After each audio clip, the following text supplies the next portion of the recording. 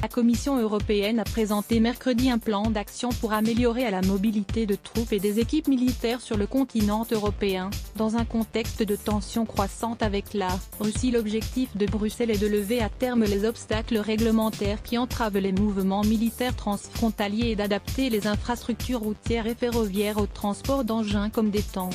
L'initiative s'inscrit dans la stratégie de relance d'une Europe de la défense, un domaine dans lequel la plupart des pays veillent jalousement à leur souveraineté nationale. Avant les projets concrets, qui viendront plus tard, l'exécutif européen a surtout lancé mercredi un exercice d'inventaire de la situation actuelle de la mobilité militaire, et fixé un calendrier pour les prochains mois. Nous voulons faire le point sur l'état de l'infrastructure européenne, savoir si elle est encore adaptée aux besoins, a déclaré la commissaire chargée des Transports, Violeta Bulc, lors d'une conférence de presse. Moins sécurité collective. Il s'agit d'une question de sécurité collective, a-t-elle souligné, appelant les États membres à examiner et valider d'ici la mi-2018 une liste d'exigences militaires en cours de préparation. La Commission a aussi indiqué qu'elle recenserait d'ici à 2019 les parties du réseau européen qui sont adaptées au transport militaire, y compris les modernisations nécessaires des infrastructures existantes, concernant par exemple la hauteur ou la capacité portante des ponts. Une liste prioritaire de projets sera établi par l'exécutif européen,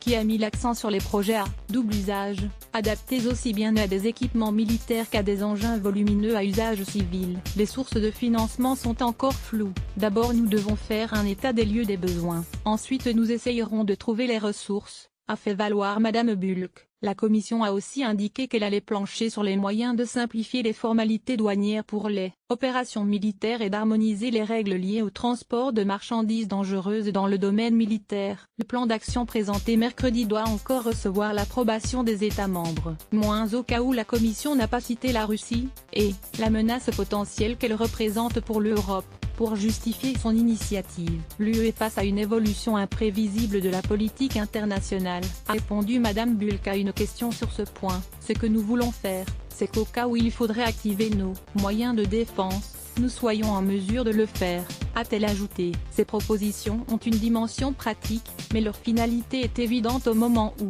les tensions s'exacerbent avec la Russie, a toutefois expliqué un diplomate européen. On ne peut plus dire qu'un conflit en Europe est impossible, estimant privé des responsables européens. Les relations entre l'UE et la Russie se sont dégradées depuis l'annexion de la Crimée par Moscou et le début d'un conflit meurtrier dans l'est de l'Ukraine en 2014. Elles se sont encore envenimées avec l'empoisonnement au Royaume-Uni d'un ex-agent double russe début mars, dans lequel les dirigeants des pays de l'UE estiment que la Russie serait probablement impliquée. En cas de conflit, nous n'aurions aujourd'hui pas le temps de localiser les itinéraires praticables ni d'accomplir les procédures bureaucratiques pour déplacer un blindé des Pays-Bas jusqu'en Estonie, a déploré en privé un haut responsable européen. Il faut s'assurer que les infrastructures nécessaires existent, que les tunnels sont praticables, que les routes ont une largeur suffisante, que les ponts peuvent supporter le poids des matériels transportés, a expliqué un diplomate. L'UE a lancé en grande pompe en décembre dernier une coopération structurée permanente en matière de défense, entre 25 pays,